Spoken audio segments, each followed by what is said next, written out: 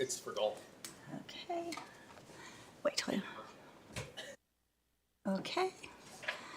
All right, we're going to call this meeting to order. Our Board of Supervisors, our March 11th, 2024 meeting to order. And first up, I'm going to ask Ms. Hill to lead us in the moment of silence and then the Pledge of Allegiance. Please stand for a moment of silence, and then I'll lead us in the pledge.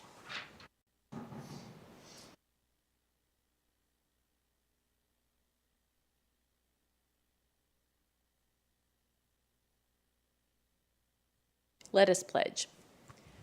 I pledge allegiance to the flag of the United States of America and to the republic for which it stands, one nation, under God, indivisible, with liberty and justice for all. Thank you. Thank you. Okay. All right. So, first up, we have Mr. David Clark from VDOT to talk to us. Welcome, David.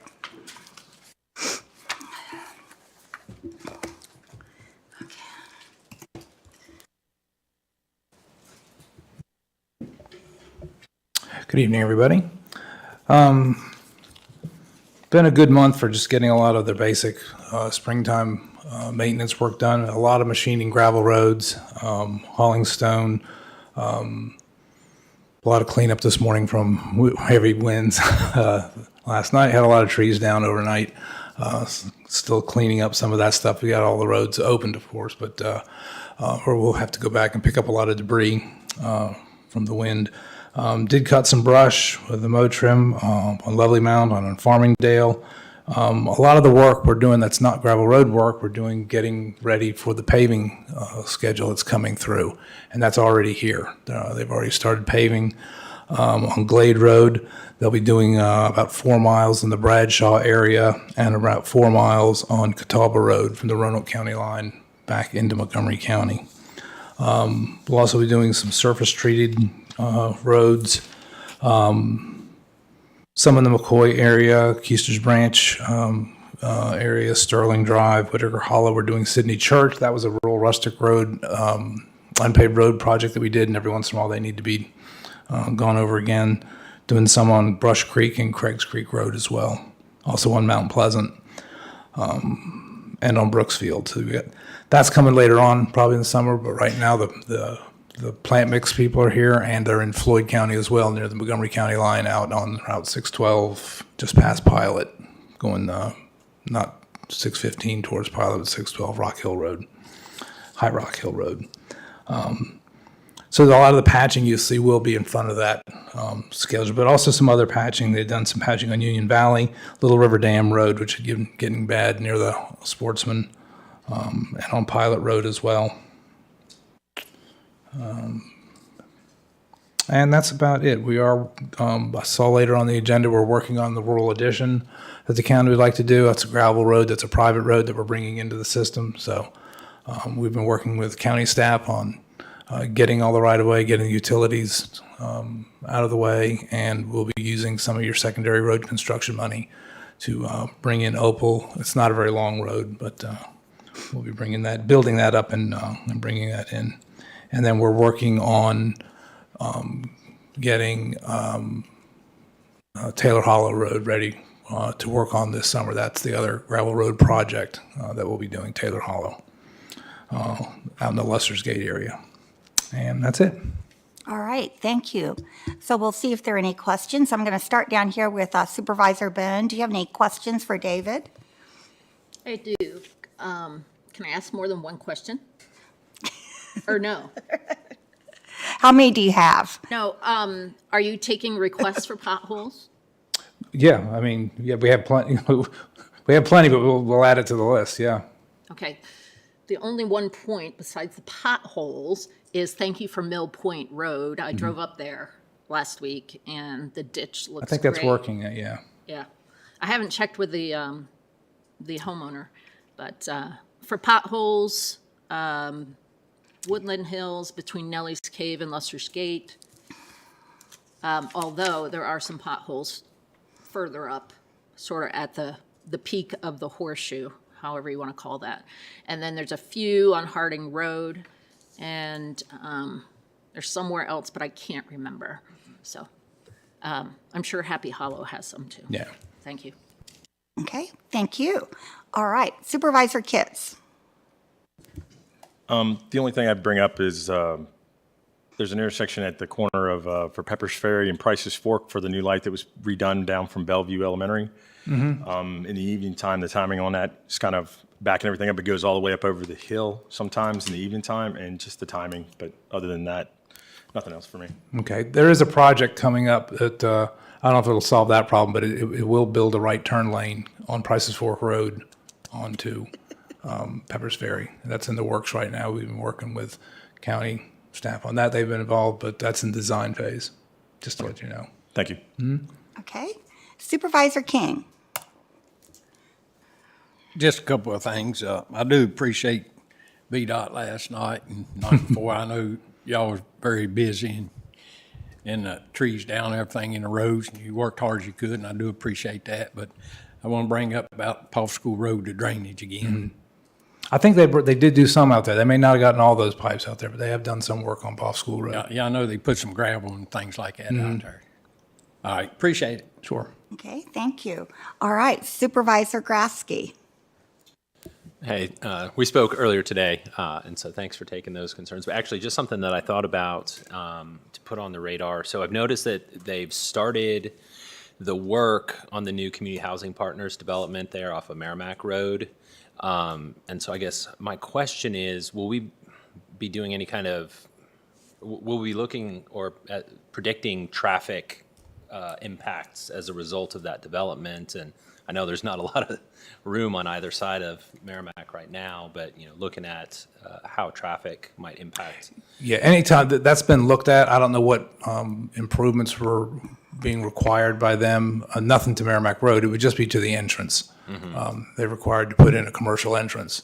And we've been working with the developer on whatever that would end up being. We've done it before, especially on Price's Fork Road. And a lot of that has come up, not Price's Fork Road, Pepper's Ferry Road. I know that has come up for the board several times with all the development on Pepper's Ferry. But it's the same thing on Merrimack, on Price's Fork, wherever there is any kind of development of any size, there's a traffic impact analysis done. But it would just address the entrance, whether you need a right turn lane or a left turn lane, if there's a median or something like that.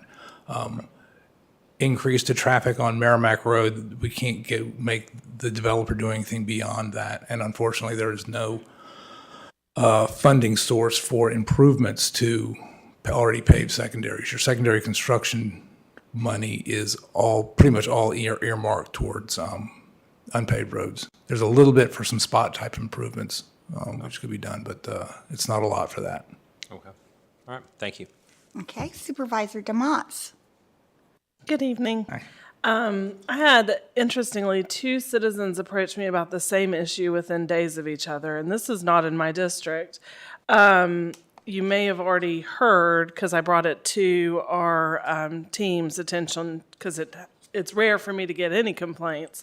Off of Route 11 on Walton, the entrance to the New River recycling site, the way that was portrayed to me was that it was creating quite a hazard, that the roadway is always wet there because water is coming from somewhere constantly across the roadway there. Now that we're kind of at the other side of winter, it's not as big of an issue, but it was freezing constantly during the colder parts.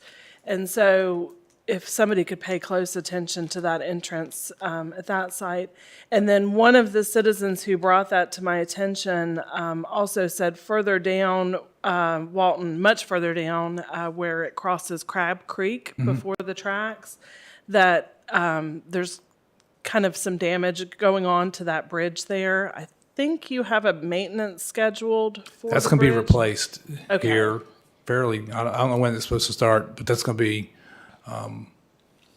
the bridge, that road will have to be closed, and there'll be a big detour around there and everything, but that bridge is being replaced by a much, much larger structure. Okay. Yeah. Yeah, the citizen that approached me lives closer to that end of Walton and said that the bridge is deteriorating And his speculation was it was because of the weight of the vehicles with clean fill coming through. We didn't Possibly. expect them to come through that direction, but they Right. are. And it's causing some damage to that bridge. So I really wanted to highlight that I'd received those two concerns within the last week about the same. And it's interesting you mentioned the entrance there closer to Route 11. We were talking about that in our office today, how that is cracking, it's wet. We'll have to figure out, get the water out first, figure out how to put a drain in there, and then we're probably going to have to dig it out and replace the base and the pavement. But Great. we were actually talking about that today. Fantastic. Well, I know that that will be appreciated by the people that are traveling through there every day, that it has become quite hazardous during, as it's been used. And that's all I had. Thank you so much. Okay. And Vice Chair Vichikowski.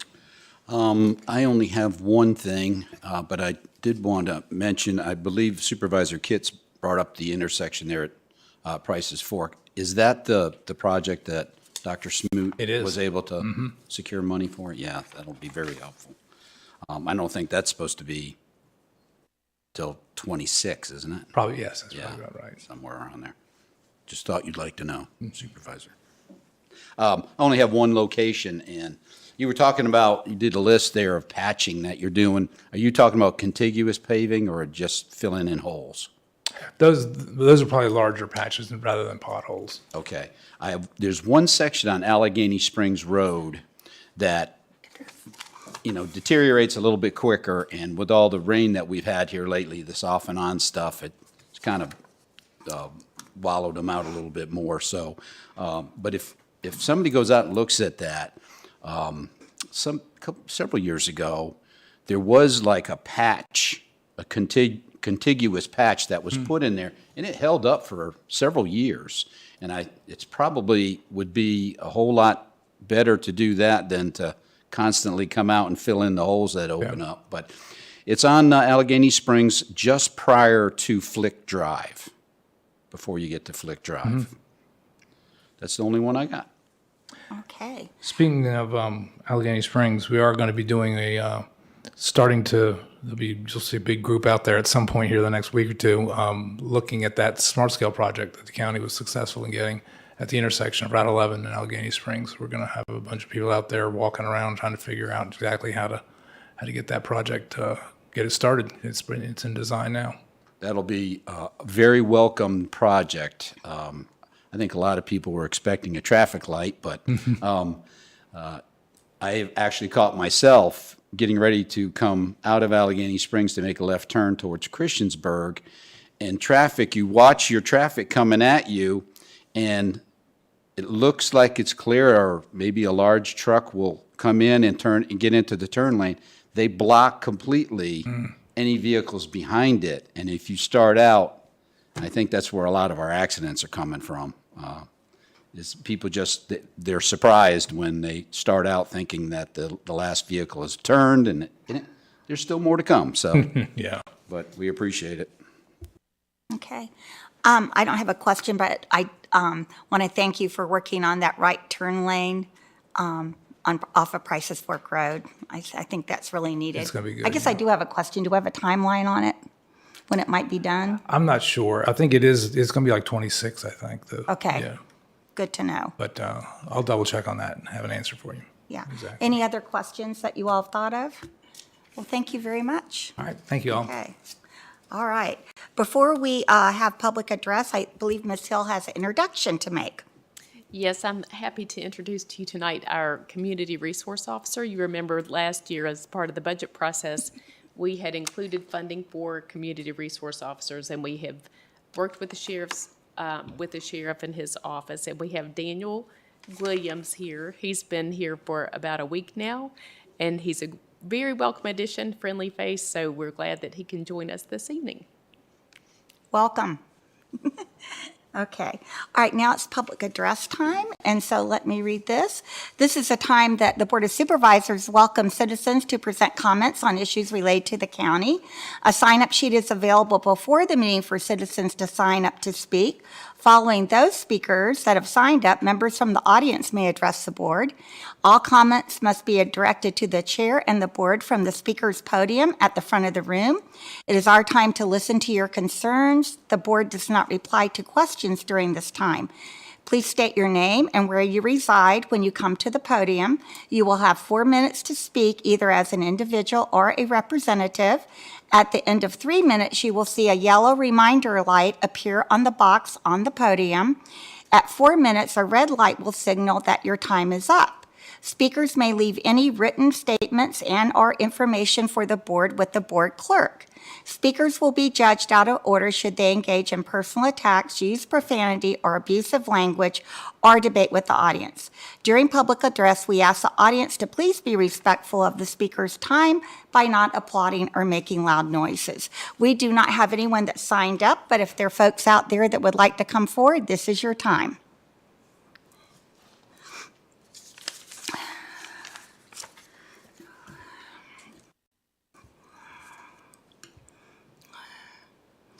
Welcome.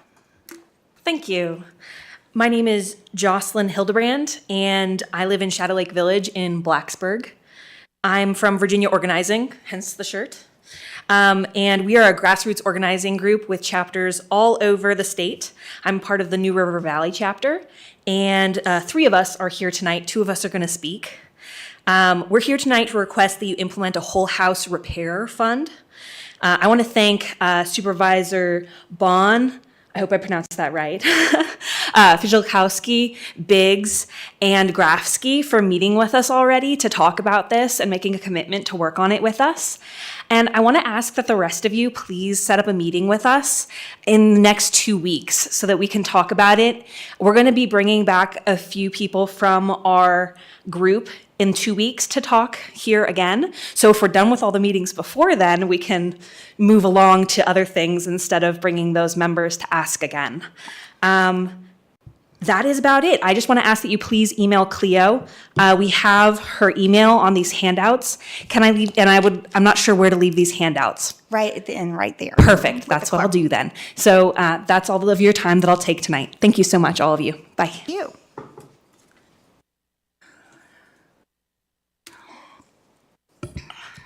They don't make these things for short people, do they? My name is Ruth Green, and I've lived in Blacksburg for 35 years. I'm a member of Virginia Organizing and a retired Virginia Tech faculty member. And I just wanted to say a few things about the work that we have done in our chapter that has given rise to our thoughts about this possible project. We have a number of mobile home parks in the county, as you well know, better than us perhaps. And we've done some canvassing in a number of them. And we have been told by several residents about the frighteningly unsafe conditions under which they live, and also about the enormous difficulty in some cases of contacting the landlord, the property manager, whatever title it is. Some of these places are owned by corporations that are far from us. And in one case in particular, Holland's Estates in Blacksburg, I actually saw myself the smaller trailers were being demolished and larger ones, very expensive ones, put in instead. And the stipulation was, if you want to stay here, come up with $1,200 a month, which is not possible for many of the people that have been living there for quite some time. So we would really like to find a way to establish a home repair program where, thanks also to the bill that has gone through the General Assembly, the localities can actually sue landlords that don't keep these properties in safe and livable conditions. But we would very much like to work with you all, if that's possible, setting up such a whole home repair fund. And I have, well, that's right, you have this. So there's a data sheet here, and you're supposed to study it, right? I'm an old professor. Thank you. Would anyone else like to come forward at this time? All right. Seeing no one, then we'll close the public address. Okay.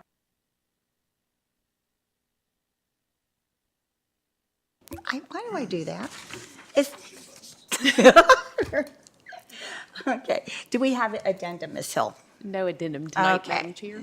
All right, so next we have a work session planned, and we're going to be discussing health insurance benefits for retirees that Supervisor DeMott's brought to our attention, and also the budget. So do we have a motion to go into work session? Motion. Is there a second? Second. All right, roll call, please. Ms. Bone? Aye. Mr. Kitts? Aye. Mr. King? Aye. Mr. Fidzikowski? Aye. Mr. Motts? Aye. Mr. Grafsky? Aye. Chair Biggs? Aye. 7 ayes. Okay, and I guess what I need to ask, you're going to present, Ms. Hill, and then we'll have entertain questions? Yes, that's Is that right. correct? Yes. Okay.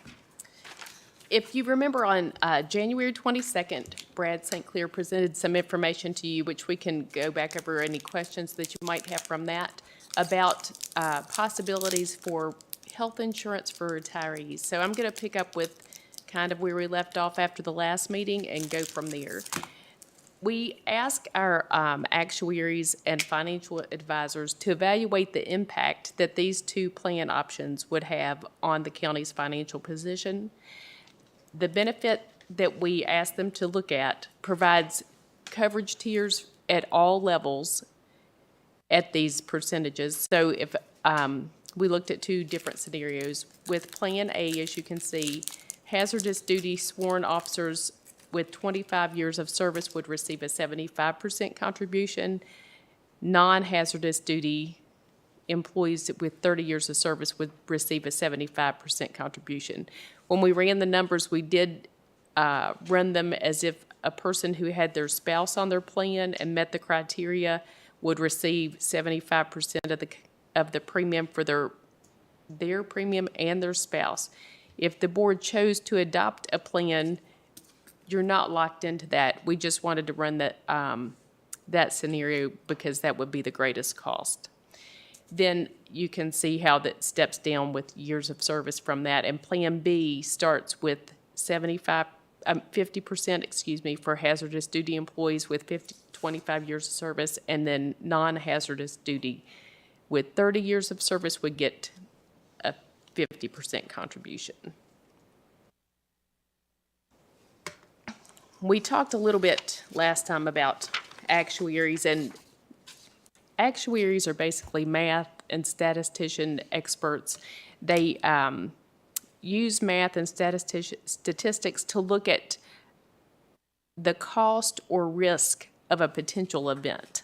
So they're oftentimes, they're in the insurance industry to predict or to determine what premium rate should be. We use them for our VRS rate calculation. The state hires actuaries to figure out what the rate should be for the entire state. We already have actuaries that we have a contract with to calculate our current post-employment benefit, which is if people retire from the county, they can stay on our insurance plan, our health insurance plan, at the same rate that everybody else pays. So there's a cost of that, and they calculate the estimate for that. This slide talks about how they come up with their estimates. It talks about census data, which basically is the demographic makeup of our eligible employees.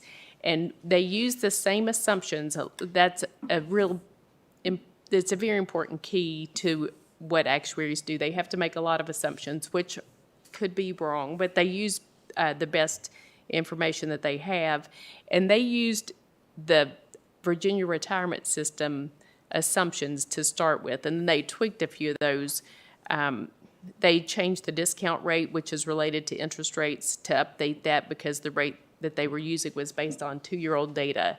They also updated the healthcare assumption trend, and that takes into account how much healthcare costs will rise between the time that employees start to work and when they retire. And then finally, they had to come up with an assumption related to how many people will elect this coverage, because we assume that it will increase. So they came up with an assumption for that as well. This is a summary of what the total OPEB liability would be, which is the amount we would have to record on our financial statements. Currently, we have a liability of about $3 million. If we chose Plan A, that would go to $10 million as the liability, and Plan B would go to $6 million. So you can see Plan B is significantly less than Plan A. That gets recorded as a liability. It does not get recorded as bonded debt, so it would have no impact on our debt issuance capacity that we talked about a few weeks ago as well. The next table there shows you what the actual cash payments would be under Plan A and Plan B. That is based on the actuarial assumptions I discussed earlier. So they estimate that if we implemented that immediately, Plan A would have $26,000 of cost and Plan B would have $15,000, and then it goes on from there. I'll point out that we gave the next 4 years of data, and then we skipped to, it says 3038, but we meant to say 2038. 2038 to show you what an out year would look like. The part of this equation that could impact our bond standing at all is when we switch and have this type of plan and have a cash outlay, it could possibly affect the bond rating, but I discussed that with Courtney Rogers and our other financial advisors, and it is such a small dollar amount that it would not have an impact on our bond rating. So that's a summarization of the cost and the impact as far as our financial position is concerned. If you have any questions, Brad or I will be glad to address those. Okay, and we're going to go around, and what we're going to do, we're going to ask a question, a direct question, and then if we have follow-up questions that deal with that direct question, that will be the time to ask, and then we'll go to the next person for their direct question. So I'm going to start with Supervisor Kitts. Do you have any questions at this time? No questions at this time. Okay, and Supervisor King? I'll start with one. Yeah, okay. Now this here, could you go back to the one at Plan A and B? Yes. Well, number one, this is hazard duty, non-hazard. And I said sworn, but that was not correct. Yeah, right. But where I'm going with this, we have never separated our employees. So if we do it for one, we ought to cover it for all of them. The reason that we looked at these two different scenarios that have different criteria is because hazardous duty employees can retire earlier under VRS, so we followed along with their retirement criteria. County employees have to have 30 years of service before they retire, but if you wanted us to do it a different way, we could certainly do that. I'm just saying, to me, that would be separating our employee. I understand hazard employees can retire earlier. I understand that. But we got them down for 25 years of service, 75% contribution. We got non-hazard 30 years at 75%. I think we need to work on get that closer. That would be the board's choice for sure. If you want to do that, we could do it. Okay. Well, I got more questions, but I'll wait. Okay, and till I'll my come turn. back. Okay, and Supervisor Grafsky? Could you go forward one slide, please? Oh, sorry, 2 slides. So, sorry, just help me understand again in the first table, the liability versus the impact across the different. Sure. The liability amount is the total that we would have to record on our financial statement. So the first year, Plan A, we would have to record an additional $7 million liability. On the balance sheet. Right. Okay. It would be an expense, but it would not, it's not a cash expense. It wouldn't hurt our financial position. Okay. And then the impact piece of that? It's just the difference between the current plan and Got it. A or B. Okay, thank you. Okay, and Supervisor DeMotts? Great question. That was going to be mine. So now I get to ask another one. In order to receive this post-employment benefit, is the assumption that the employees would also have to continue to participate in the annual health screenings, or would that be a board decision? Currently, retirees who stay on our health insurance plan have to participate in that, or they pay a higher rate. And I would think that that would be the wisest course of action. Right. Are there any other qualifications in order to continue to participate in the benefit outside of that health screening? No, is after they meet the eligibility criteria as far as continuous years of service and the other thing that the board puts in the policy, we don't have any other criteria, no other ongoing criteria. Okay.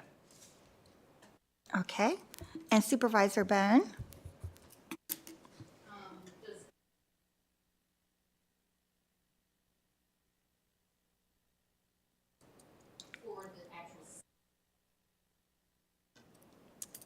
This is what we would need to contribute for the self-funding reserve. It would cover any nominal increase that we needed in the balance of the reserve would be included in these amounts.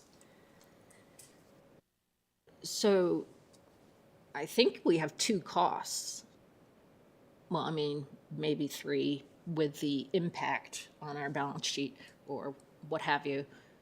One is to pay for the actual insurance policy. And two, we have to self-fund to pay for the liabilities.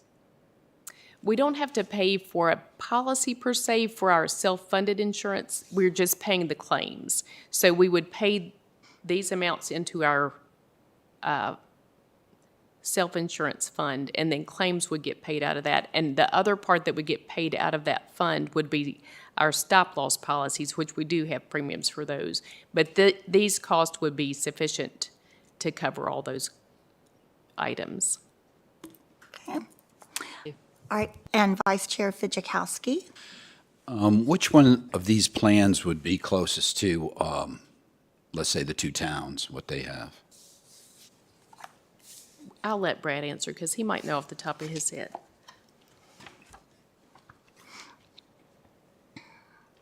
I have the slides from last time if you want. The slides are on there, but Plan B would be similar to the two towns with the 50%. And I know we've spoken about the fact that they all have something a little bit different, so it's not apples for sure, but Plan B, you say, would do that, would be closest. When you look, it's really all across the board. When I did the analysis or kind of looked at different regionally, at different localities that did it, it really ranged, but a lot of it was in that 50%, 60% type range, seemed to be. Thank you. Okay. And let's go back to Supervisor King.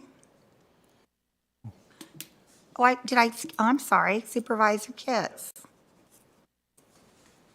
So we went with 75 and 50, and you said it ranges right around 50 to 60 for general purposes. Yes, there were some that did 100%. Keep in mind, they're a lot smaller than we are, with less employees. So the majority of the ones that I saw were in that 50, 60% type range across the board. Okay. And I brought this up last time, but I'm a big one for if you're willing to take the risk for hazardous duty, that there should be some compensation for that. The 5 years coming off of VRS is one of them, and I think we should be able to honor that at that point, because that's what I agreed to last time. That's what I thought was. So just my thoughts on that. I think that's how we go, because there is a separation, but it's to the point of willing to accept hazardous duty and not the jobs and the lifespan of the jobs and the burnout rate as opposed to some other jobs. So I just throw that out there. Okay.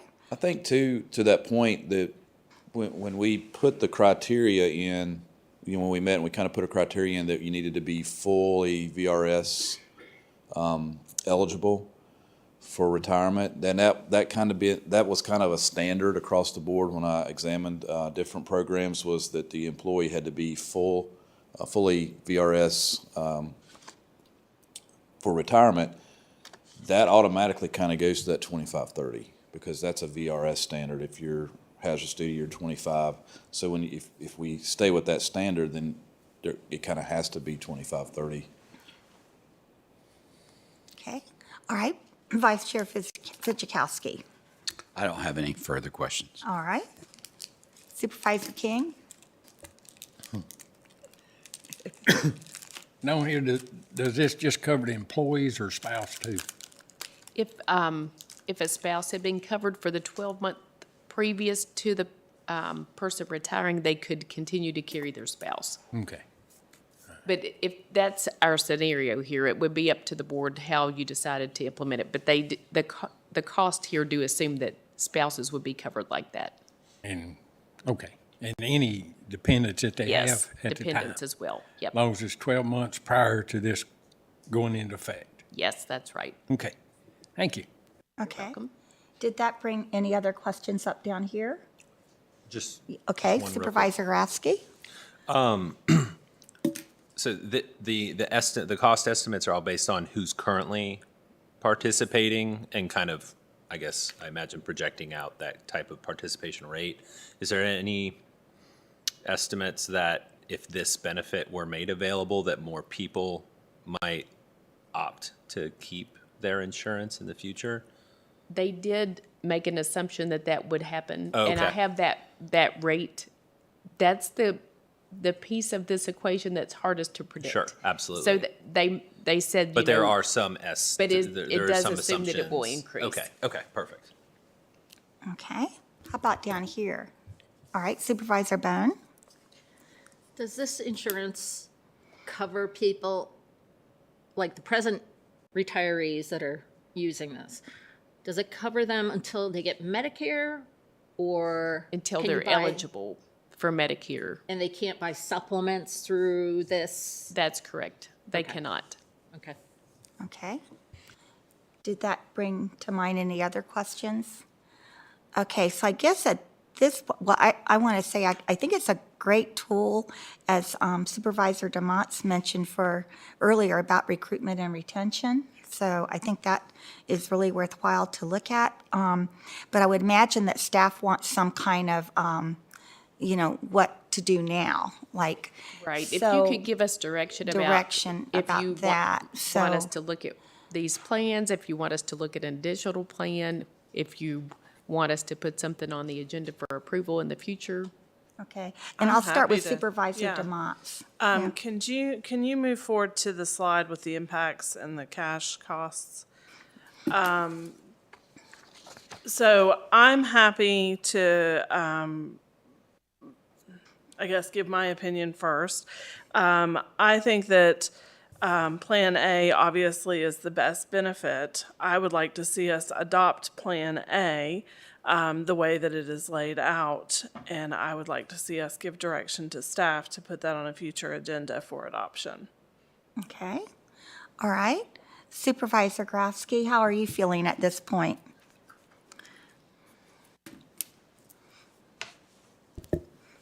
Well, definitely echo Supervisor DeMott's sentiments there that this is a great benefit, and I mean the cost is not insignificant, so I think that we need to really consider that piece of it. I mean, because currently they're floating the full premium, right? Yes. Okay. So,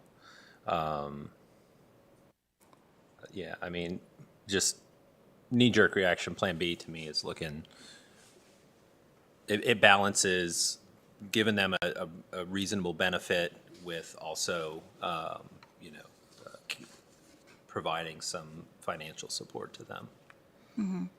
Because you could always change it later, start off with the 50 and see how that goes, is what your thinking is? Yeah, that or, or is there a middle ground there? But I think, 50% for those folks that hit that 25 and 30 year mark it's a really great jumping off point. Okay, all right. Supervisor King, what are your thoughts at this point? Well, I appreciate Supervisor DeMott's bringing this to our attention. I really do. I think both plans are good. I'm kind of leaning towards Plan B to start with. And as you said, we can always move up to Plan A later on once we see how the employees receive it. And I think it's something better than what they have now. That's true. Okay. Supervisor Kitts, what are your thoughts? I'm trying to go back and look and see what the ones for the towns brought up. Do you have that? Because I still think, I'm still leaning towards a little bit of, I like A, I understand the economic impact on that in the future, especially as our workforce begins to age and how everybody decides whether they're going to jump in or not. I kind of lean towards B on this because it gives a chance for us to figure out what the impact's going to be, how many people are going to go forward. But I would support A. I'm kind of caught in between. I need to see like what the county is versus where the town was, and that comparison. So I'll be happy with either one. If we start off with B, I'm fine. If we start off with A, I understand it's a little more economic impact, but I'm also fine with that. So I'm kind of caught in between on this one. I just think I know they deserve that benefit, and I think we should at least move forward with it from there. Let me ask you a clarifying question. Would it help? I know we have that information about the towns. If the information that we have now, does that help you at all, or do you need more clarification in that information? I just wanted to see what Christiansburg and Blacksburg were at. Yeah, and I apologize. I know. Sure. I can send you their actual policy for you to look at. But they are the two on the left side.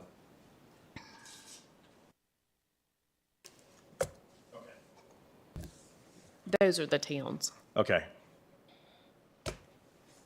All right. Let me look at this real quick and come back to me real fast. Okay. Thank you. Supervisor Bone, what are you thinking? I really appreciate Supervisor Kitts asking about these numbers. I understand from last session that we discussed this from Supervisor DeMott's that matching what the towns do isn't necessarily what we want to do. We should feel completely entitled to go for the 75%. I like how Supervisor Grafsky and King and Kitts have brought up, this is brand new, we don't know the full impact. Let's start somewhere reasonably and then see if we want to move forward. I would take a middle ground and say, why don't we start at 60%? We're clearly better than the towns. And it's not too much. The math is pretty easy. And you know, our employees hopefully will appreciate it. And then if we want to go to 75 or 100%, I'm good with either. So I would propose, let's take a middle ground and figure out what this really means to the bottom line for us. Thank you. Okay. Supervisor Kitts, did you want to add something at this point? No, I think I can support that. I think we want to be a little bit better. We want to show that we appreciate our employees, and I think we're not sure what the high is right now. We're not sure what the buy-in is, so I could go with that. A happy middle ground in between there. It's better than 50. It's not the 75, but we have the ability to move forward from there. Okay. All right. Vice Chair Fidzikowski, what are you thinking? Well, in listening to all this, I was kind of leaning towards the 60% also. But, you know, part of me also realizes that there goes the competition again. We're going to, you know, be stealing employees back and forth, back and forth. I know in EMS, there was talk about, you know, everybody kind of agreeing to a similar pay plan. Of course, this isn't pay, this is benefit, but just to keep people from jumping from one team to the other. So with that said, I would be okay with starting out at 50% and maybe graduating later to something higher. But yeah, the 60% was where I was originally going, but I don't know if that would be enough to upset the balance between us and the towns, but maybe we could look at those numbers to see what they are, the 60%. But I definitely do appreciate the fact that Supervisor DeMott's brought this to our attention, and we're trying to deal with it. So, Can I ask a follow-up question that might help? Because I'm going to try to sway you to 60%. Is it 30 years with Montgomery County? Yes. 25, so it has to be, all the years have to be with us. So I think that might cut down on some of the people moving back and forth to get better after employment benefits. If that, that has swayed me. that was easy. Well, I mean, like I said, I was going with the 60% in my mind. So, yeah, knowing that, that does help out a lot. I'll tell you, this is something that all you youngsters don't realize is a looming big debt.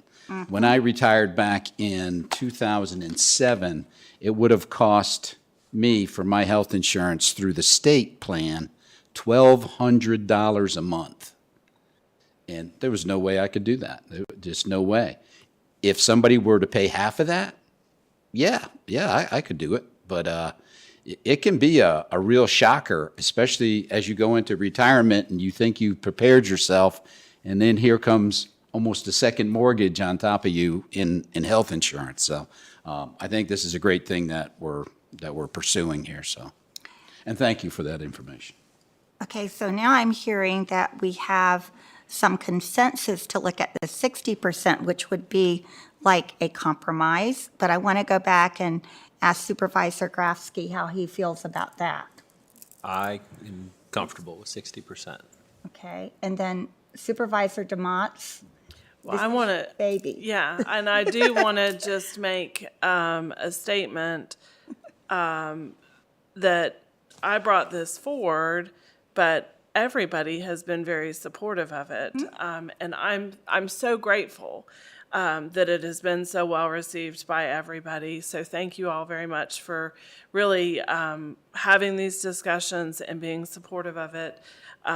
Like Vice Chair Fidzikowski said, this is an amazing post-employment benefit that is a huge quality of life improvement for people that retire from Montgomery County, but it also enables people who might be ready to retire but unable to retire because of the looming cost of healthcare. And so that enables people to enjoy kind of the later years post-retirement. I think that that's an important thing that we can offer to our employees and our long-term employees that have dedicated so much of their time to service of Montgomery County. So thank you all for your open-mindedness and consideration of it. I'm super happy with 60%. Obviously, I'm going to advocate for 75, but I love that it sounds like we've got a lot of agreement around 60. It's a huge step forward. All right, let me check in with Supervisor King.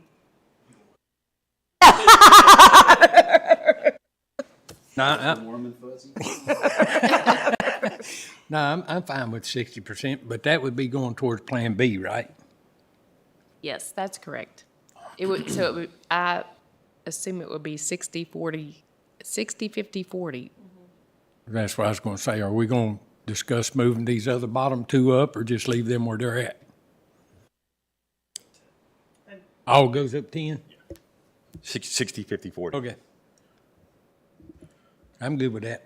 Okay, so I think the direction would be then for staff to come back with that and put that on a future agenda. It's not going to be very much different May I at have a all. question? I have a question The cost too. won't be significantly different at all. Okay. But we can definitely bring that. One question I would have before we bring it back is when you would want it to be effective. Would you want it to be effective now, when you approve it, July 1st? I'd say July 1st at the beginning That of the makes sense. fiscal year. Everybody okay with that? July 1st? Oh, Supervisor Boone. What is the value per employee? Meaning, if it was 60%, like, how many hundreds of dollars is that saving them per month? On a family plan or a single plan, the premium's about $700 a month, so they would be getting 60% of that, so a little over $350. Our So it'd rates be on the screen. $400 per month-ish. Yeah, there's the That's current, great. what we have. Thank you. Okay. Okay, Supervisor King. Now, if it starts July 1st, and this is saying that you have to have if you have a family on your plan, your spouse or whatever, or we will give them leeway to add theirs in case they're getting ready to retire for 12 months? I mean, if somebody's been here 28 years and they only covered themselves, their spouse was covered on their job, are we going to allow them to step in and cover their spouse for at least 12 months to be under this? That, we would have to figure out a provision for that if you wanted to allow people to do that, because right now, legally with IRS rules, we can only let people enroll with health insurance on October 1st unless they have a qualifying event, which this wouldn't be. But if you wanted to make it a provision for people as they come onto the plan, we could do that. Well, they could, I guess they could add their spouse and whoever, dependents, in October this year and just have to work one more year. That's right. There you go. Get another year out of them. Thank you. Okay. Does that mean that we can make a decision at a future meeting? Like, can we vote on Yeah. implementation? What she's looking for is direction to bring it back. You could bring it back at the next meeting if we Right. have the direction straight. So, Do you want to, there are a few employees right now who have retired that are on the plan. Do you want to extend this to those people that currently have insurance who've retired? Or do you just want it going forward July 1st? What's the number of a few? I think it's 5. Do I have that? It's on there now. It's Oh, 7 yeah, to 11. There are 11 employees that currently have some health policy that have retired. You can see there are 6 that are doing the employee-only Key Care 200, 1 employee plus spouse, 3 of the high deductible 1,500, and 1 high deductible 1,500 plus spouse. I would recommend that we do July 1. and you would allow these people to be on the plan? do we know what kind of impact that has on the cost? Really not, Negligible? negligible for sure. Are they already retired? They are. These 11 people. How long have they been retired for? Well, it varies. We can look at that. They're the ones that retired and elected to stay on the insurance. We would have to make sure that all of those people meet all of the criteria, because I don't know that. Some of the people who are on that list did not work here for 15, 20, 25 years for sure. I can think of some, so they would have to meet those criteria. Just my concern, if we don't know when they retired, maybe somebody 2 years ago could come back and say, wait a minute, now I retired there too. I think we could, You see what I'm saying? I thought about that. My opinion is that if people have retired and are not on our health insurance, that we should not offer this to them. I think it's a policy decision of the board if you let these people that are eligible, which I don't know that. I know that we have this many, but I don't know how many of them would be eligible. Do you? There are a few that would not be eligible, that don't have the service time with the county. That's a hard decision to It make. is a hard because, decision. I think there are some risk with opening that to people who didn't stay on the plan. There are also risk to opening it to these individuals as well. But if they've had a gap in coverage, that a whole lot of things could have transpired. I don't think that that's a really good idea. Well, if these people kept the plan even after they retired, we could at least check and see how many do qualify for it. Yes, we'll get that for you. We I can mean, email because, you that know, to you. they did keep Yeah. it running. Right. I agree with that, but I would, I think it'd be a different discussion, another discussion to see if we should look at those who are retired that don't have the insurance at this point. That has to be part of a different discussion. I know you just said you don't recommend that, but if anybody was interested in it, let's keep that separate from this vote. If you want to look at that separately. I'm not saying yes, but if someone does want to look at it, let's keep that out of One this thing we- discussion right now.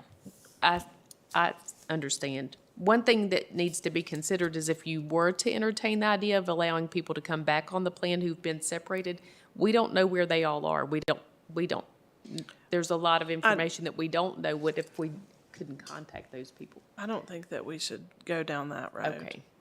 I think that we should consider the 11 that are still participating, but we shouldn't open it up to all former retired employees. Yeah, I was going to add that the state does not do that. When you retire, you elect to either keep it or give it up. Right. And you can't come back in a year and say, well, I changed my mind. They don't allow that. So I don't know if that's an insurance thing or I don't know. that they're not permitted to come back on. I or- bet that It's the probably a both towns policy probably thing. don't do that either. Probably not. All right, so let me ask this question then. Do you have enough guidance to bring something back? Yes, Do you feel I'll- comfortable? We'll get the information for you about these individuals and let you know what that is, and then we'll bring back a resolution at the next meeting. And I can definitely support the 60%, and I want to thank Supervisor DeMotz again for bringing this up to us for our consideration. I think it's really important. So, okay. Thank you all very much for your Any support. other discussion on that? Then we'll move to the budget. And is there anything you want to say ahead of time about the budget, Ms. Hill? Just a few words, and then we'll open it up for your questions. We don't have a formal presentation tonight. We have Dr. Bregan and Katie Miano are here from the schools, and Mark Magruder and Carrie Farrow are here from our budget department. We can try to answer any questions that you might have. We have not received very many questions from you over the last week. I will tell you that the state budget that was approved by the General Assembly over the weekend is estimated to provide $3.7 million more for Montgomery County Public Schools. Of course, that has to go to the governor's for his review and determination if he's going to approve that or not. And then I would also just like to add that next week, we're scheduled to have a meeting to determine the advertised tax rate. So we don't think that things are going to change significantly in the next week, so just take that into consideration as you go through your discussions this evening.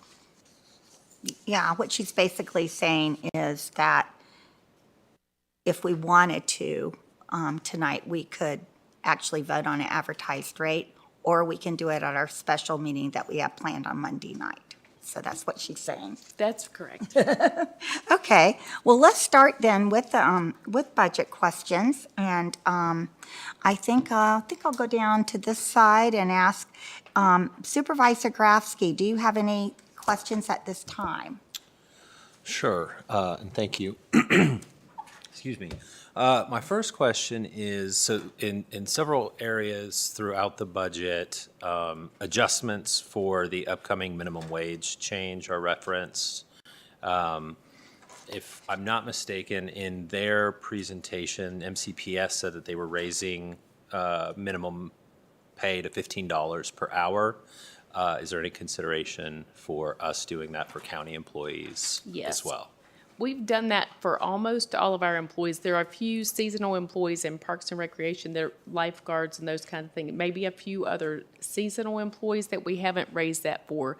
We needed to shore the budget up, so we had implemented that in the current year, but we had to make sure that we had enough money to cover all those items. That's why the addendum are in there, but we do plan this, this year to pay everybody, when the lifeguards come on, then everybody will be making $15 an hour. That's fantastic. Thank you. Okay. And Supervisor DeMott? I did want to ask, since we're talking about lifeguards in Parks and Rec, last year when we were cutting things out of the budget, we cut out a vehicle for Parks and Rec, and we cut out a half of a year of an employee. Are those restored within this proposal? I think we provided the funding for the vehicle all as one-time money. Mark's nodding. And then Yes, the okay. part-time, partial year funding was restored. That's why their salaries went up in that line item. And that position that, the position that we cut was a kind of earmarked for grounds maintenance Right. for the Reiner Park. And so that person is kind of coming back in that capacity as grounds maintenance. Right. For the Reiner Park, okay. That's right. Okay. Any follow-up to that question, or are you okay? I'm okay on Parks and Rec. Okay. I might bring it up again, though. Okay, no problem. All right, Supervisor King. You said in the state budget of $3.5 million, is that on top of the $5.5 million? Right. So it's $9 million more? Yes. Okay, thank you. That's very round numbers. Very round number. Yeah. And if the governor signs off on it. Right. So it's $9 million ongoing money so far, the way the budget's written. So far, that is what was approved, yes. Thank you. Okay. And Supervisor Kitts. So as I went through both budgets, I saw where, like the school system, MCPS, threw in an additional block at each one and said 5% for inflation. I read through the county budget, saw that as far as I could tell, everything was added in each section based on an increase. And I was just trying to, and I apologize, I didn't get this to you a little bit earlier. It's okay. But I'm trying to figure out where the 5% came from, because it's kind of an arbitrary number when it's running 3.5 to 4. We'll have to ask the So- schools. Okay. Would you like for them to come up and address that? I'm just wondering, I know it's probably only a difference of probably 300,000, maybe $500,000 across the board, but it wasn't added in per item, but it is put in each section as a separate line number For the county or the school? for the schools, not the county. The county didn't have that, and I was That's kind of right. read through it, and I was trying to figure why the county had it, didn't have it, but the schools did, even I though can- both are accounting for it. I can tell you how what the county's approach was. We looked at actual costs that we know are going to increase if they're for maintenance contracts and other contracts that we know we're renewing. We increased them based on what the actual cost is. And then utilities, we projected what they're going to be based on actual usage and what we think the rates are going to be. So that was our approach rather than the approach that the schools used. And I'm Supervisor Kitts, I just want to make sure we get that straight this time through. You felt like you got hit a little hard last time, you kind of deflected, and I want to make sure but no, I went through the budget line by line. That's just the ADHD and me wanting to read everything. And I just want to figure, it's a $465,000 line item, even though it's broke between each section. So 5% kind of seems on the high side.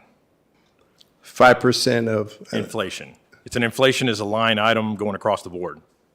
yeah. Could you just refresh my memory, that line item? I don't have it in front of me. It's, if you go down on the main budget sheet for school operating fund, it gives 275 for instruction, 34 for health, 21 for transportation, 134 for maintenance, for a total of 465,000. And it's broke down per section as a line item at the end of everything, above and beyond the 5% raises for each part in each area, with the 5% for inflation. When everything I saw was 3.1 to, I think, 3.4 to 4.1 average inflation across the country. So I'm just I just need to know where that came from so I could figure out why, because we figured if the county put it in and incorporated it, why it wasn't done that way. I'm new, I'm learning. Totally understand Supervisor Kitts. There you go. Want to make sure we get that right up front. I was going to make a joke about it, but you took that away from me. I took it away from you. Sorry. Last year, when we presented the budget to the Board of Supervisors, we had a request in there for an inflationary rate for all of our supplies, as well as some other materials, utilities, and things like that. And when the budget ask that we had was reduced a bit, we took that out. So the reason we picked that number at 5% is because we do think that's reflective of what those costs of those things are now moving forward. While the current rate of inflation is somewhere between 2 and 3%, I would agree with you on that. But over the past 2 years, it was much higher than that. And the 5% is to try to make up for some of those expenses that we probably underestimated as we move forward for this year. So if you look at things like gasoline and stuff like that, that's no cheaper now than it was 2 years ago. When we came to this Board of Supervisors a year ago, we had a 6% inflationary cost across all of our supplies. And y'all know, going out in the community, nothing's cheaper than it was 2 years ago. So that's how we came to that number. It's an average. It's not exactly what it would be. Okay. I just thought it would have been, I guess, better presented if it had just been kind of enveloped into everything else, but I understand where you're coming from. Okay. It just kind of lends to something problem when you just look, oh, 5% here. But I understand. But thank you for the explanation. Totally understand it, and that makes sense. You know, we made a rough projection too of our health increase or costs because the trend is around 10%, right? So we put that in there as that percentage. Will those claims actually materialize that? You know, that we don't really know that, but that's what the trend looks like moving forward. So that's our guess on what the claims may or may not be. Thank you. Okay. And Supervisor Bone? I appreciate you taking into consideration inflation and admitting that you don't know what it's actually going to come in at. So thank you for that. And as well as highlighting that health inflation is twice what you think regular inflation is to take consideration for the last couple of years. My question is, and it's not towards you, it sort of is, but really I'll be here waiting. It's coming to Angie, Miss County Administrator. The questions and answers that you sent out over the last couple of days for the teachers' average salaries versus I think the bar graph was starting salaries. Right. But the list of average salaries, can we, make those numbers the same number? Meaning, could you give us the starting salary? I did get that directly from the schools, but I'll be glad to ask them. Yes. That'd be great. Thank Starting you. salary for all of them, is that what you would like to Just see? so that graph makes, So you're still comparing apples to apples? yeah, I was looking at the graph and I actually didn't look for Montgomery County in there. Is it in there? Are you talking about this? Yeah, it's on the. Yeah. Okay. But, yeah, just listing it, whatever. No, I apologize. I just didn't catch that. That's all I've got. Okay. All right. Vice Chair Fijikowski. Supervisor King brought up a very good point. It's kind of puts everybody in a bad spot. I think our budget that has been proposed is extremely generous. I believe this is one of the largest increases that I've seen in my time on the board. And what I'm hearing that justifies it is hiring 14 people and adjusting for inflation. And I'm scratching my head as to why the number would have to be so high. I know the original ask was closer to 6.8 million. I don't understand. I think I've mentioned to several of you, I predict the largest carryover amount that we've ever seen, because a lot of those positions that you're wanting to hire on the school side are going to be tough to find. So that'll come up in carryover, which I have no idea where that money goes. None. But what bothers me is that if the state does give this generous 3.7 million, and the governor does approve it, that kind of makes budgeting useless, because now it's like party time for everybody because they'll have more money than they need, in theory. I'm sure they probably might be able to find places to spend it, but that bothers me. I would like to see something put in place that says, hey, if this does happen, then we need to readjust what we give. And Dr. Bregan and I talked about that throughout the budget process. We both agree with that. If they get $3.7 million more from the schools, we agree that the county funding should be less than proposed. Well, how would you do it after increasing the taxes and passing the budget? How would you? We'll have to see when the governor approves or vetoes the budget and how that plays out. But we've talked with Marty about what it looks like if the tax rate's already approved. We recognize that issue. It's really hard this year because of that. Typically, we don't know how much the schools are going to get from the state, but it doesn't usually potentially go up like they're talking about this year. Yeah, I don't have a question at this time, but those are my concerns. So. Supervisor Kitts? Just to follow up on that, so we've been talking about what the advertised rate is, but we have the ability to go down from the advertised, we just can't go up. Right. Right. Okay, that's all, thank you. Okay. Now let's go back over to this side. Are there any further questions on budget? Supervisor Grafsky? Nothing nothing I don't think would be, that would Okay. add value to this conversation. I'll send them to Angie, they're minutia things. Okay. Supervisor Demots?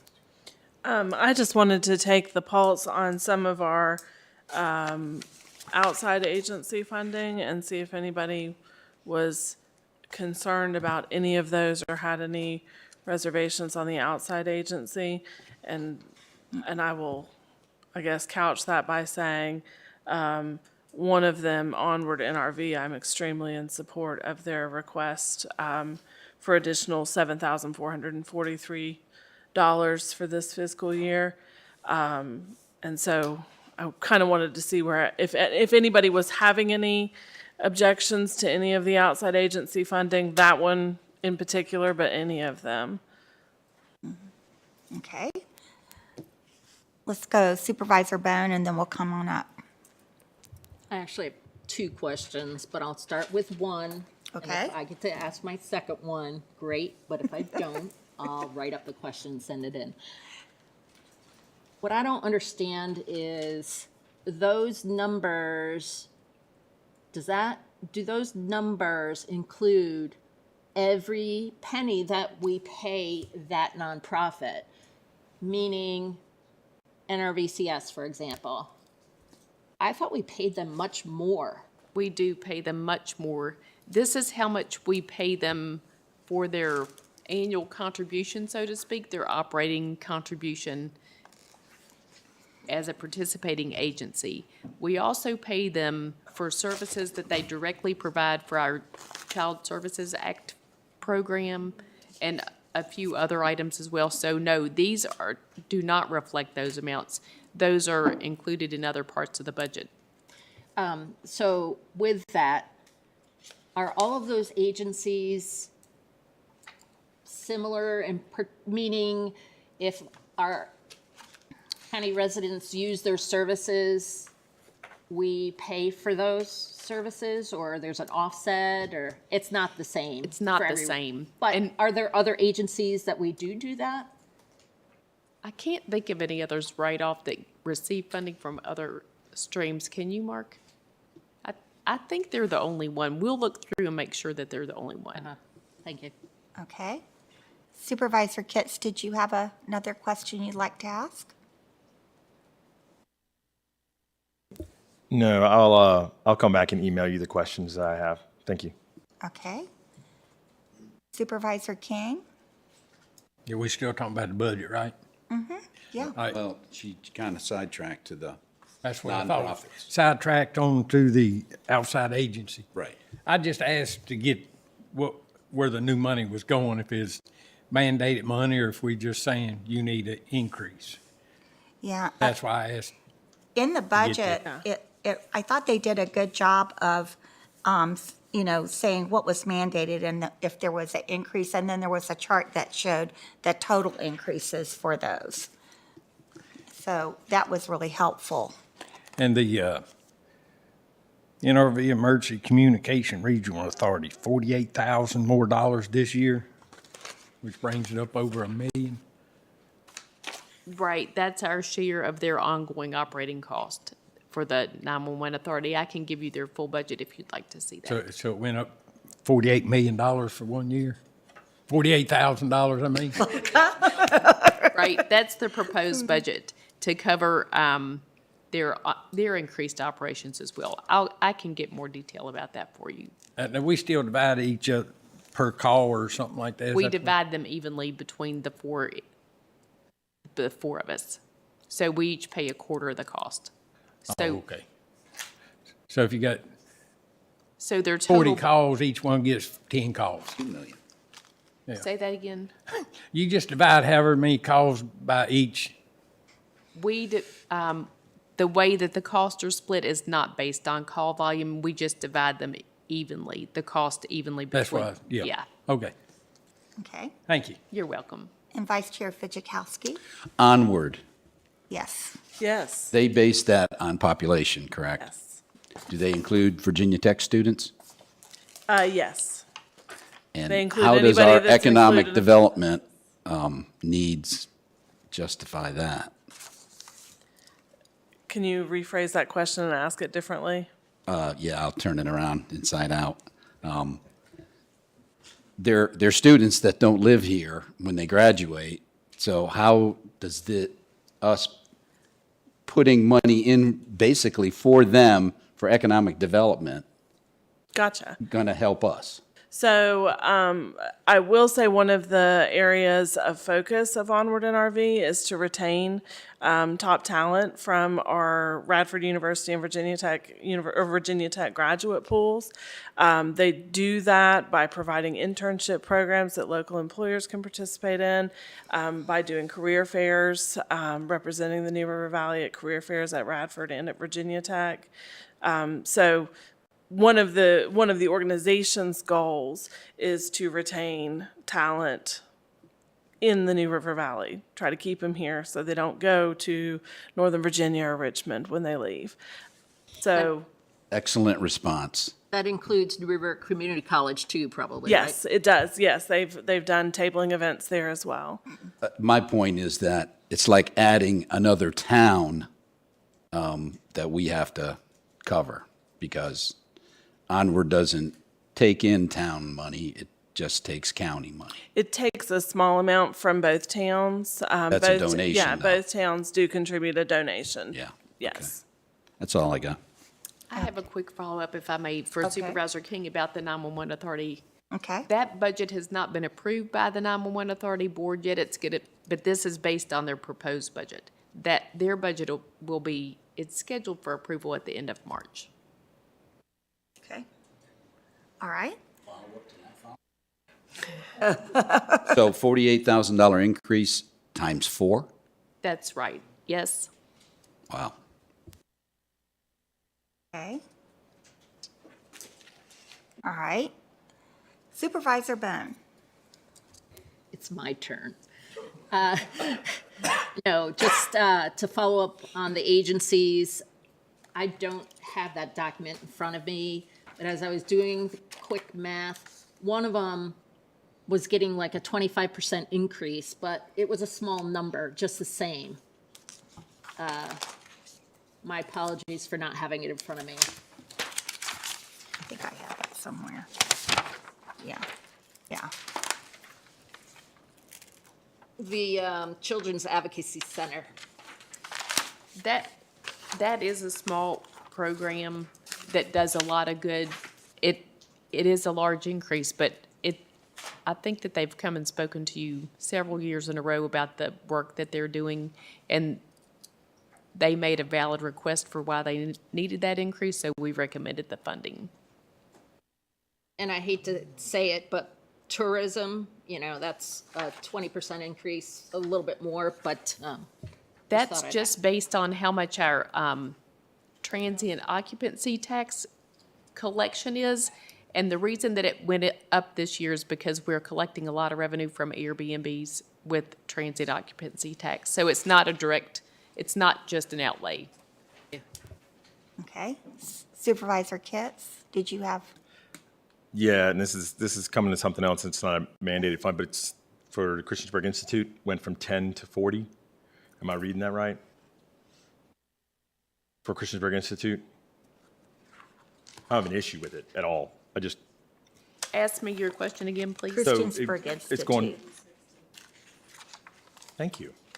Yeah, that was their ask, That was their ask? but not what we recommended at this point. Because it was 10, they asked 40, and that was the ask from there. Okay, The recommendation keeps level funding, yeah. Right. then lets the board decide if you want to change that. Thanks, Chris. You're welcome. Since I can't hear or find the page. Sorry, I'm so It's sorry. She okay. just reminded me when I saw that, and if I could see a little more on that later, please, I would greatly appreciate that. Yeah. Thank you. Sorry. Okay. Now, are we finished with agencies? Okay. Do we have other questions now about the budget? Supervisor King?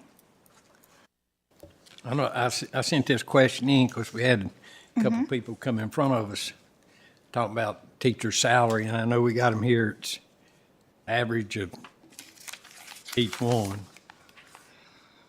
And I asked to have the teacher salary from Montgomery County with the student population, plus they say the Commonwealth, we're not keeping up with the statewide.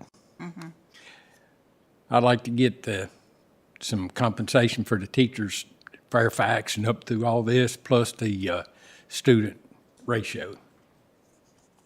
Because I think we've done a pretty daggone good job keeping up locally.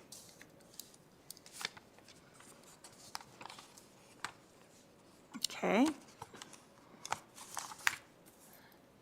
All right, I'm going to go back over, well, let me continue down here. Supervisor Bone, do you have like a question, new budget question? yes. So over the last 5 years, and let me start this question with, we haven't raised our real estate tax for the last 5 years.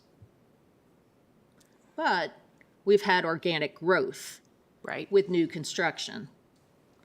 Does anybody know the cumulative organic growth over the last 5 years? We can get that for you.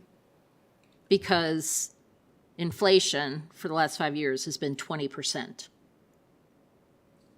And I know that the organic growth hasn't been 20%. So, thank you. When you want the last 5 years of data, do you want like 23 and back or 24? The last time that so we're in the 5th year. Help me out. The last time we changed the tax rate, we didn't change it last year, it was neutral. Right. And then the previous 4 years were the same rate.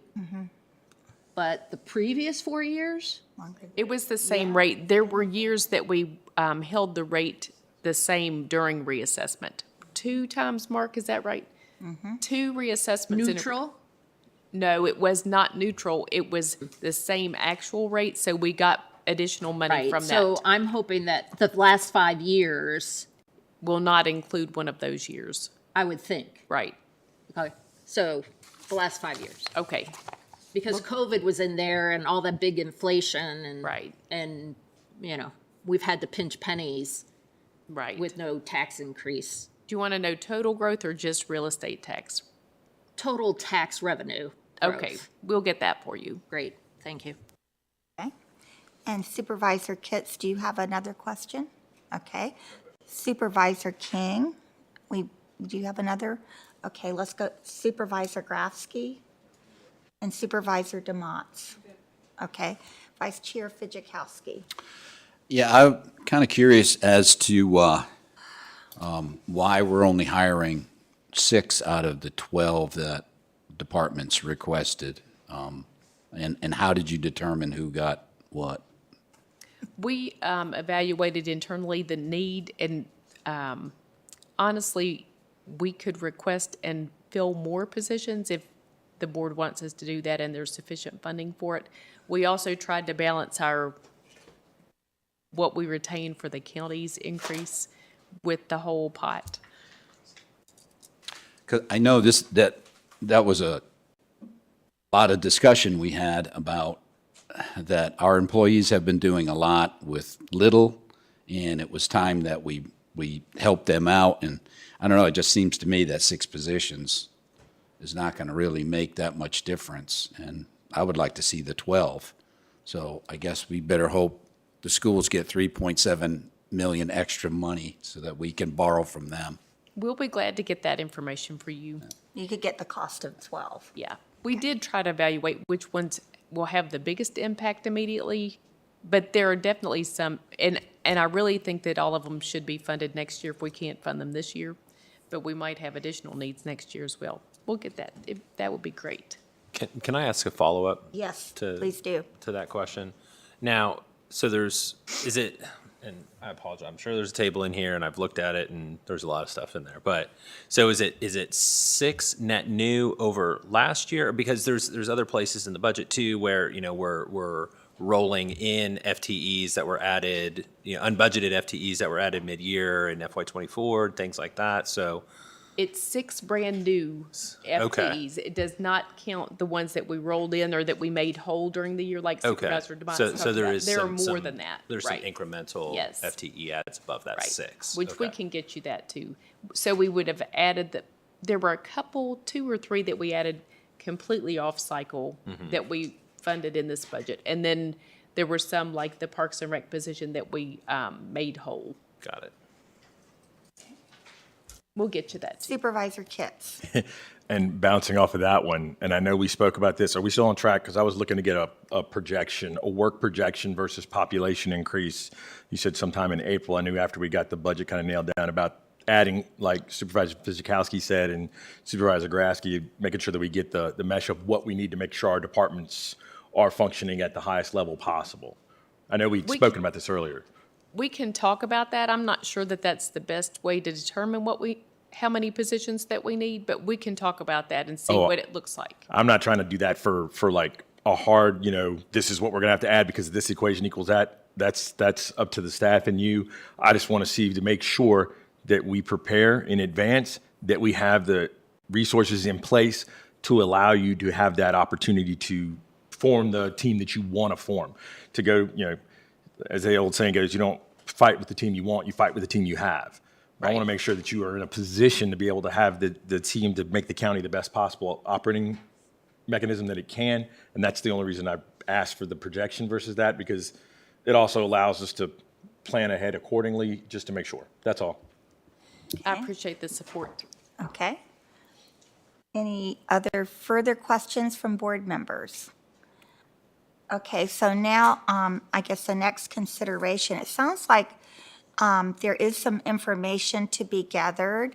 So our decision can be that we can go ahead and have our meeting next week if we want to look at that information during the week, or if you want to go ahead and set an advertised tax rate tonight, we can do that.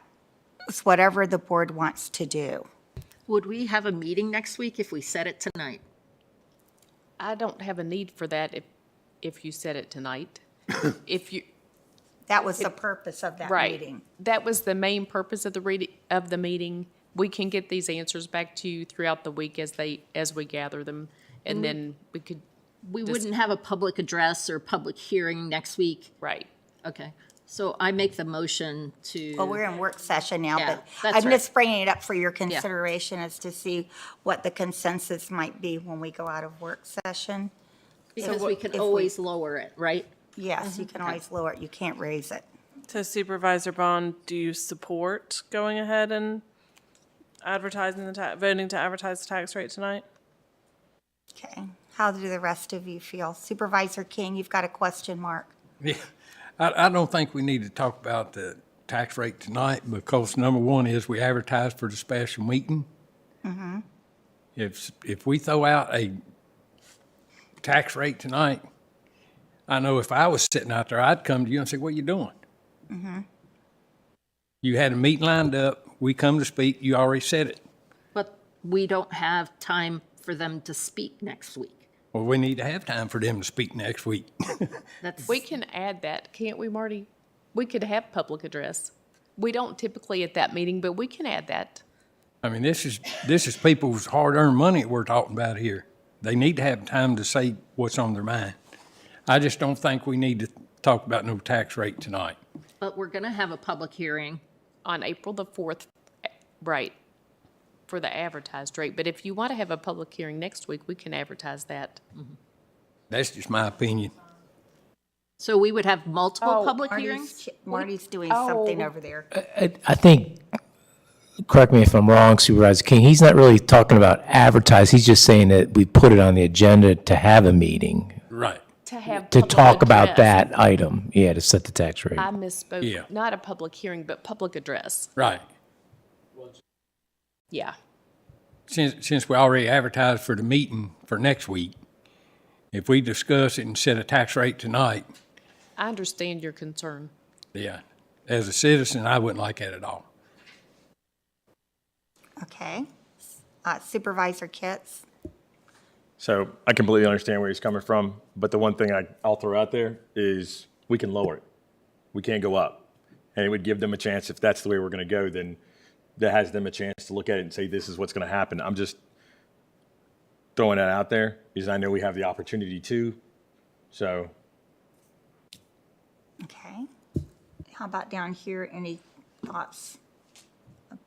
Okay, Vice Chair Fidzikowski, or Supervisor Bone, and then Vice Chair Fidzikowski. I would, I asked the question about a public hearing, public address, and we said that there wasn't.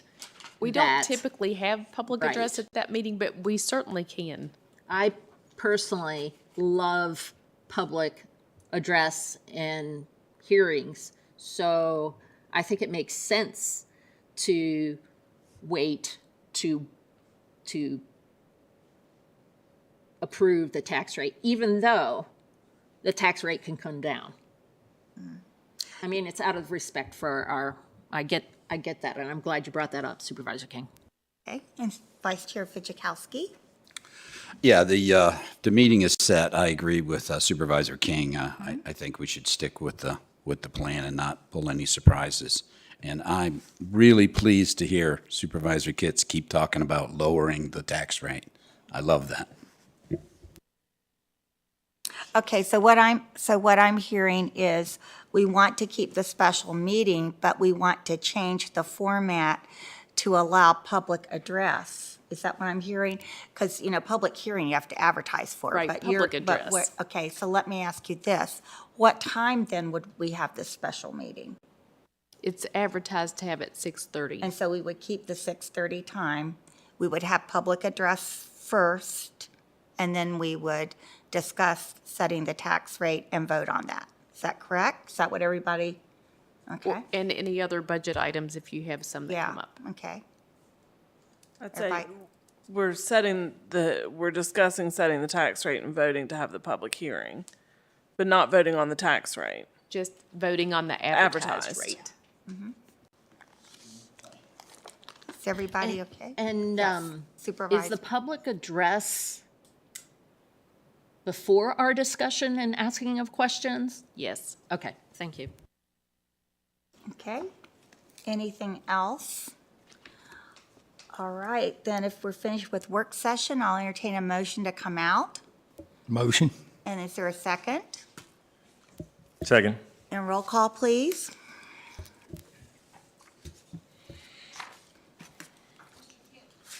Mr. Kitts? Aye. Mr. King? Aye. Mr. Fidzikowski? Aye. Mr. Motts? Aye. Mr. Grafsky? Aye. Ms. Bone? Aye. Chair Blevins? Chair Biggs? Aye. Seven ayes. I vote aye for. Yeah, it's fine.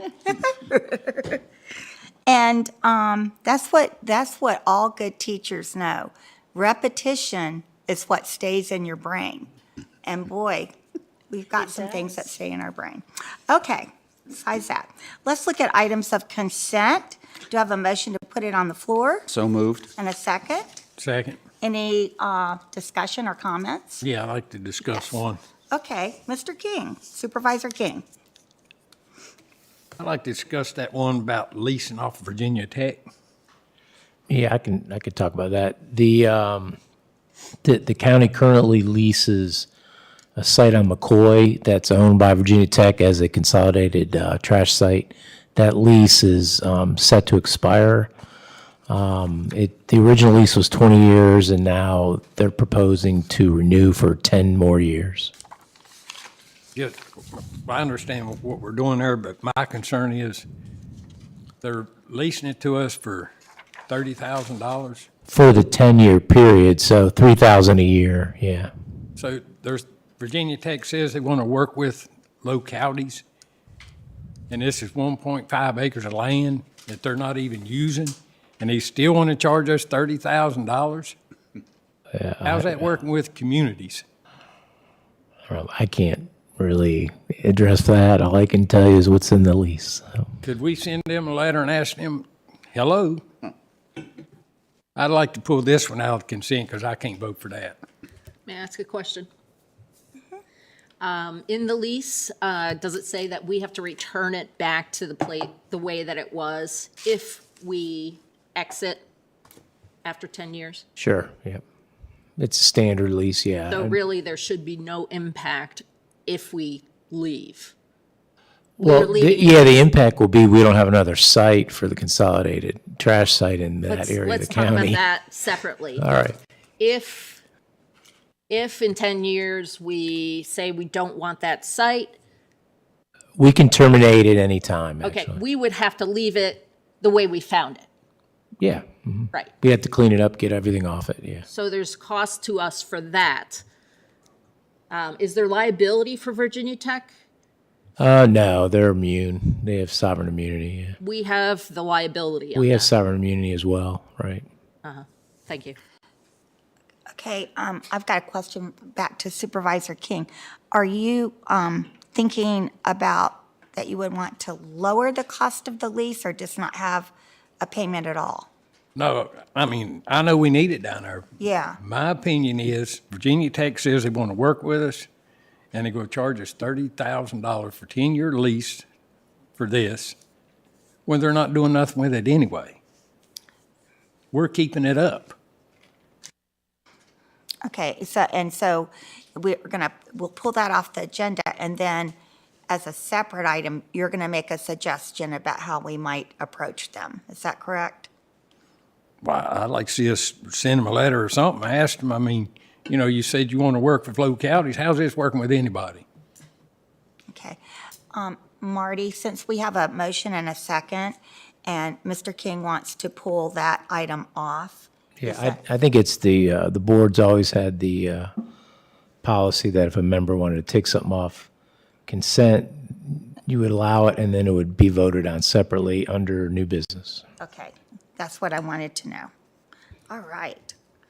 All right, any other discussion? All right, so we're going to vote on the consent agenda without that item on there, and I believe we're ready for a roll call. Mr. King? This is without that one, right? Without it. Mhm. Aye. Mr. Fidzikowski? Aye. Mr. Motts? Aye. Mr. Grafsky? Aye. Ms. Bone? Aye. Mr. Kitts? Aye. Chair Biggs? Aye. 7 ayes. Okay, so now that ends our consent agenda item. So now we're going to move ahead and we'll have the new business item that just popped in here. So, Mr. King. Like I said, I know we need it in that area, but I'd like us to at least send them a letter and tell them, ask them the reason for them charging us $30,000 for 10 years. They're not using it anyway. How is that working with the community when you got something sitting there It's just frustrating. I mean, we've been going through this with these, not this section here, but with other items with Virginia Tech, trying to get them to work with us. In my opinion, I haven't seen nowhere where they work with us.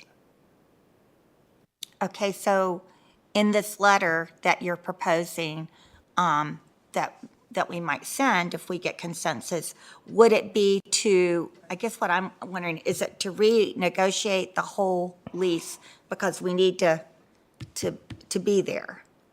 I mean, Right, is that yeah. what you're trying to suggest? And you're trying to, in the negotiation, get it at 0 or as low as we can go? 0. I'd asked them for 0 rent. 0 or as low as I mean, I the agree. current lease is the same amount we've been paying for the last 20 years, at $3,000 a year. Plus the roll-off. Yeah, the roll-off cost, correct. So does Virginia Tech own the roll-offs? Now, see, what happened is we, as part of negotiation way back when, I don't know when, but 20 years ago, the county said, we'll pay $3,000 a year, plus we'll pick up your roll-off there that they have. That's their roll-off. Oh, it's theirs. Okay. Now we're out of the roll-off business because our truck died and we didn't want to buy a new one. And so, so it's been renegotiated where now we just cover their costs to take care of the roll-off, which is, I forget how much it was. $21,600. For the 10 years? Yes, Yeah, so another, $21,600. yeah. It's 5,200, $5,160 annually. And one of those items is previously they had a roll-off there. That we picked up and took care of, We picked but we don't up, have a and truck now they're anymore. having to service it themselves. Correct. Or they use someone else, yeah. That's all we have is roll-offs now. Well, yeah. No, if but I it's the could- type of just truck The that picks 'em up. correction Yeah, is, okay. we used to have the front end Dumpsters. up the dumpster. Right. Now we only do roll-offs. Yeah, so it's we the didn't- opposite, We yeah. couldn't provide that, but we do the roll-offs. They use the roll-offs, and we picked up the cost. Do they dump their trash at that site? Yeah, they must put some type of trash there, yeah. They do. You said a number. It's actually, $21,600 annually is what we're paying Virginia Tech okay. for the roll-off that they have at At that our site, right. at their site. The roll-off they have on their land that we're renting, we're paying them $2,160, and they have a roll-off there, Plus the 3,000. plus the $3,000. So we're paying them to take their own trash? Yes. Is what it sounds like. Yeah, no, we're not taking it, we're not touching it. Yeah, they have a roll-off there, and we're paying them to take their own trash, yes. So they're servicing their roll-off themselves. I don't think they're servicing it. I think someone else is servicing it. We're covering the cost of that, correct? Okay. Because we told them we would pick it up. Now we don't pick it up anymore because we can't do it. So they said, all right, we'll have someone else pick it up, but you're still covering the cost. Now, this is a site where we have our equipment, right? The compactor. Yeah, it's a concrete consolidated pad. site. Sitting on, yeah.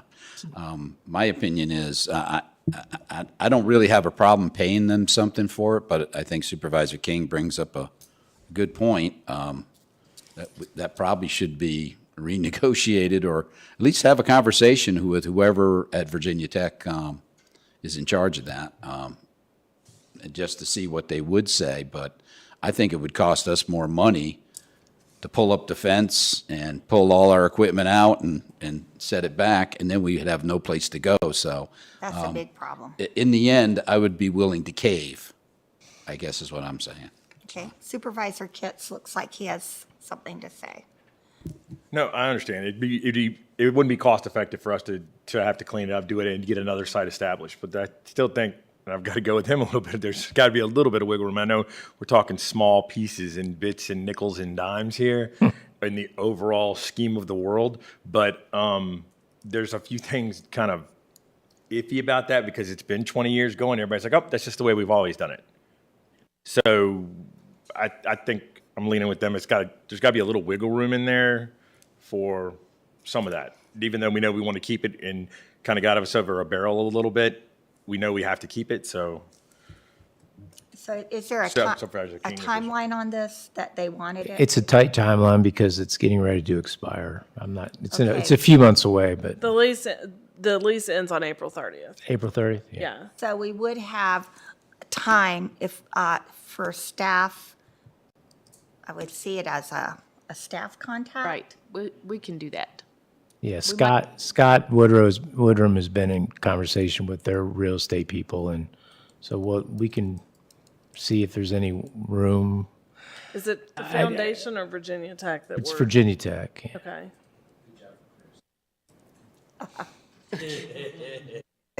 Okay, so, and I'll get Supervisor Ben, but let me ask you, Supervisor King. So if it went just to the staff, people, talking to each other and getting back to us before the lease runs out, is that good with you? Yeah. Okay, and Supervisor Ben? It sounded like that they are paying. Are they using, so we have trucks coming to get our trash, but they're using a separate contractor to pick up their trash. Is it as inexpensive or less expensive than as if we added one more roll-off to our contract? I have no idea. I mean, it's my understanding that their trash is not on our site, on where our consolidated waste site is, but it's maybe next door or something real close. Same property, but obviously there's not something that says tech trash and then county trash, right? That's my guess. We'll find out more. We'll get lots of details for And you. the other thing that I did want to make a comment is, over the last 8 years, a lot of interactions have happened between the county and the foundation, at least. So it's a little bit different today than it was 20 years ago, and it's worth asking. Okay. All right, any other comments about the trash issue and lease? Yeah, you can give them my number. I'll talk to them. I'll do it. Okay. All right. Well, thank you for bringing that up, Supervisor King. All right, so now we'll go to reports, and do we have a report from our county attorney? I have no report, thanks. Okay, county administrator. The Magistrate and Court Services Building demolition started today, so ride by if you want to see what that looks like.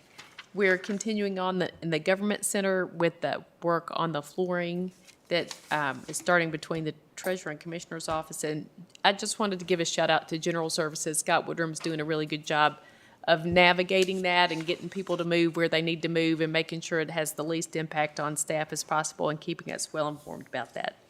And then finally, I wanted to thank you again for the Employee Service Awards event. It was on February 29th. It was a really great event. We had a great turnout.